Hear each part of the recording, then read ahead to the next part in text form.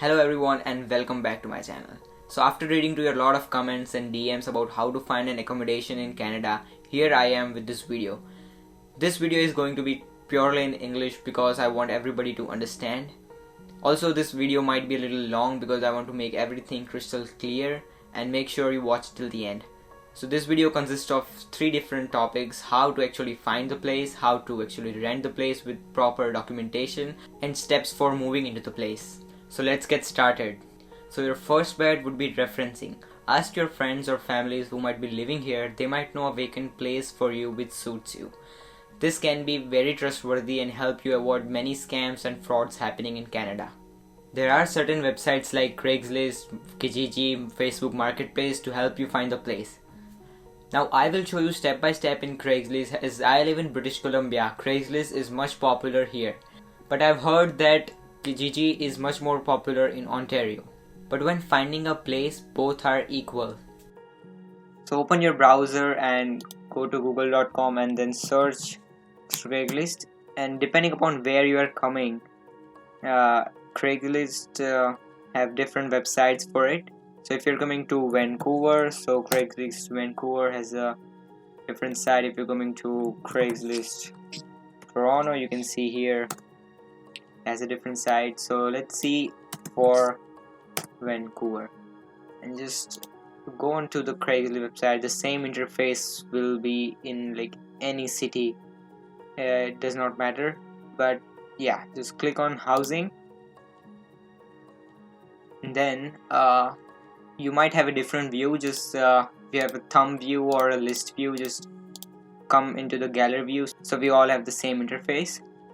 So now here in the all, you must have to select apartments or housing for rent, because if you select all the office, commercial, the parking, storage and all that would be coming. So just select apartment housing for rent, and then over on the left side there's a filter panel here, and you must have to select has images, because we don't want to see the post which does not have images. Right here in the kilometer from postal code, let's say for example if you want to live nearby your college, if your college is FDU Vancouver, let's say, so depending on your college, you just go and pick the address of your college. If you want to live nearby that place, just paste it here, and let's say 10 be the radius of where we want to find our place, and hit enter, and then select your pricings and the bedrooms and bathrooms and all this, and update search. And now here all our listings shown here. So this also has a map view which is really interesting. I have selected 10 kilometer radius, and yeah, so I know that my college is somewhere here, so it's 10 kilometer from there.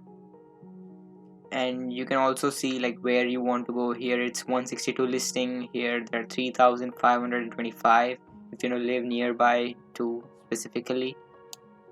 You can select here, let's say there are 3 listings here, you just say 3, and there are 374 listings. And you can also, yeah, if you don't know the city, then the gallery view is much better.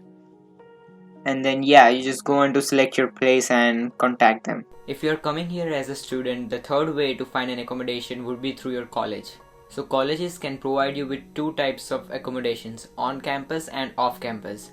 A lot of students only think that universities or colleges only provide on-campus accommodations, but there are many universities who can help you while finding off-campus accommodations. But for that, you will need to go to your own colleges or universities and search for off-campus housings. So now I have mentioned about all the 3 ways of how you can find accommodation in Canada, but now let me give you a pro tip. The pro tip is, before renting a property or signing to any document, make sure you ask your friends or relatives who are here who can visit the property and make sure everything is good here. If any of these things are not possible, then don't pay the rent until you come here or you have 100% trust on the other person. So now as you have selected the property and are you ready to rent the property, there are 2 options here. Firstly, you can rent the place through the lease. It means a contract. A contract means an agreement of how long you are going to stay to the place and its terms and conditions. For example, a lease or a contract can be of 6 months or a year or 3 month or per month basis. It can be anything. But if you have signed a lease of 6 months, you cannot move out of the place till 6 months. Also, I want to show you how the lease document might look like. This document might differ from state to state. The document which you are looking at is of British Columbia state. This document is called Residential Tenancy Agreement.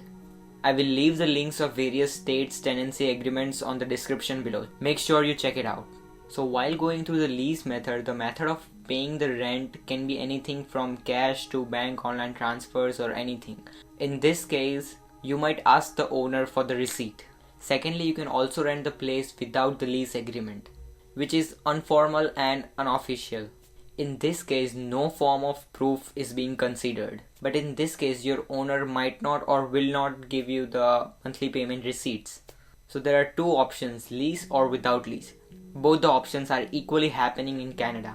So now as you have selected the place and you are ready to move in, check the place very briefly if something is broken or something is not working. Let's say if there is a big scratch on the wall, make sure to take all the pictures and keep a copy to yourself and send an email to your owner as well, so that he or she can also have a copy of it.